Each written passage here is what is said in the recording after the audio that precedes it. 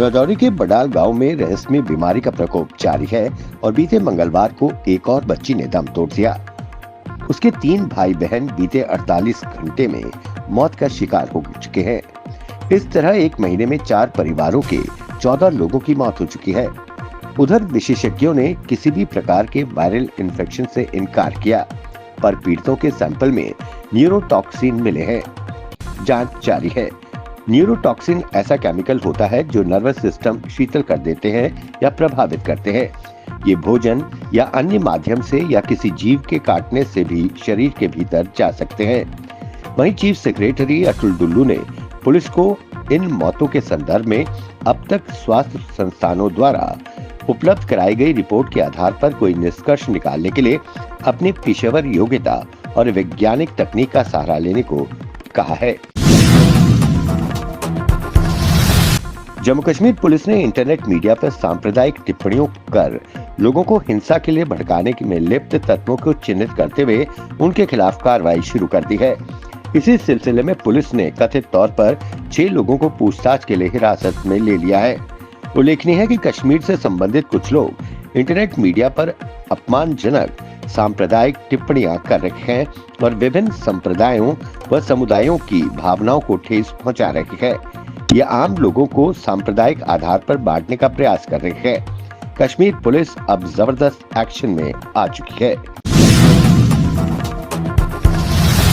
UT Ladakh के कारगिल जिले में एक भीषण सड़क हादसे में 5 लोगों की मौत हो गई, जबकि 2 अन्य गंभीर रूप से घायल हैं। घायलों को अस्पताल में भर्ती कराया गया है। यह हादसा तब हुआ जब कारगिल से शिली कचाई बाईपास के पास दोपहर तेज गति से चली आ रही स्कॉर्पियो वाहन एक टिप्पर से टकरा गई। यह हादसा इतना भीषण था कि दोनों वाहन खाई में जा गिरे। इस हादसे में मारे गए 5 लोग उत्तर प्रदेश के निवासी थे। पुलिस ने मामला दर्ज कर जांच शुरू कर दी है। 2024 के चुनाव को लेकर मार्क जुकरबर्ग की टिप्पणी पर मेटा बैकफुट पर आ गई है।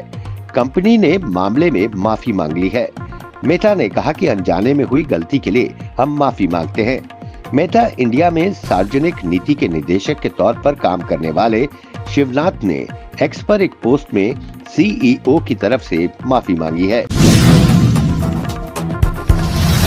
लोकसभा में नेता प्रतिपक्ष राहुल गांधी ने महाराष्ट्र और हरियाणा समेत हालिया विधानसभा चुनाव का हवाला देते हुए चुनावी प्रक्रिया पर सवाल उठा दिए। उन्होंने प्रक्रिया में पारदर्शिता को लेकर सवाल खड़े किए और दावा किया कि देश की चुनावी प्रणाली में गंभीर समस्या है। कांग्रेस नेता ने नए कांग्रेस मुख्यालय के उद्घाटन के बाद ये दावा भी किया। वहीं उन्होंने कहा कि हम सिर्फ भाजपा नाम की राजनीतिक संगठन और आरएसएस के खिलाफ लड़ रहे हैं, तो ऐसा नहीं है। उन्होंने हमारे देश की लगभग हर संस्था पर कब्जा कर लिया है। हमारी लड़ाई इंडियन स्टेट से भी है। 13 जनवरी से शुरू हुई 45 दिवसीय महाकुंभ के तीसरे दिन भी श्रद्धालुओं ने त्रिवेणी संगम पर पवित्र डुबकी लगाई। महाकुंभ के पहले 2 दिन में 5 करोड़ से ज्यादा श्रद्धालुओं ने पवित्र डुबकी लगाई है। मकर संक्रांति के दिन बीते दिन पहले अमृत स्नान के दौरान उत्तर प्रदेश सरकार ने हेलीकॉप्टर से भव्य पुष्प वर्षा की। जम्मू कश्मीर के मौसम में फिर बदलाव के आसार हैं। मौसम विज्ञान केंद्र श्रीनगर के अनुसार 16 व 18 जनवरी के बाद 20 जनवरी को प्रदेश के कुछ हिस्सों में बारिश व बर्फबारी हो सकती है। पर्यटकों और यात्रियों को प्रशासन ने यातायात एडवाइजरी के तहत सफर करने की सलाह दी है। समाजवादी पार्टी के बाद तृणमूल कांग्रेस टीएमसी ने आगामी दिल्ली चुनाव के लिए आम आदमी पार्टी को समर्थन दिया है। टीएमसी महासचिव और सांसद अभिषेक बनर्जी ने कहा, आम आदमी पार्टी को समर्थन न देकर भाजपा की मदद क्यों करें। बता दें कि इससे पहले समाजवादी पार्टी के प्रमुख अखिलेश यादव ने भी आम आदमी पार्टी को समर्थन दिया था। उन्होंने कहा कि आम आदमी पार्टी को कांग्रेस से मजबूत पार्टी है।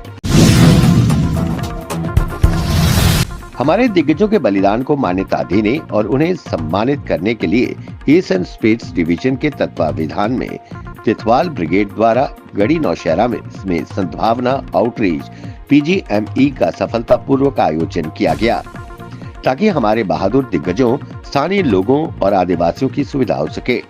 जिनका राष्ट्र के लिए योगदान वास्तव में सराहनीय है। नौनियाल और लाम के आसपास के गांव से 150 से अधिक दिग्गजों, स्थानीय लोगों और आदिवासियों की उत्साहजनक उपस्थिति देखी गई। अखनूर मतवार देवस्थान पर आज पूजा हवन के साथ अर्चना करके बसंत पंचमी पर्व की तैयारियों की शुरुआत की गई। इस मौके पर पंडितों विद्वानों का पूजन करके इस पर्व की शुरुआत हो गई। इस दौरान बाबा बल्लभ देव स्थान के सेवक श्री यश शर्मा ने जानकारी देते हुए कहा कि मकर संक्रांति के दूसरे रोज से इस पर्व की तैयारी शुरू हो जाती है, जिसमें पूजन के बाद हवन के साथ कार्यक्रम शुरू हो जाता है। इस पवित्र स्थान पर लाखों की तादाद में श्रद्धालु शामिल होते हैं।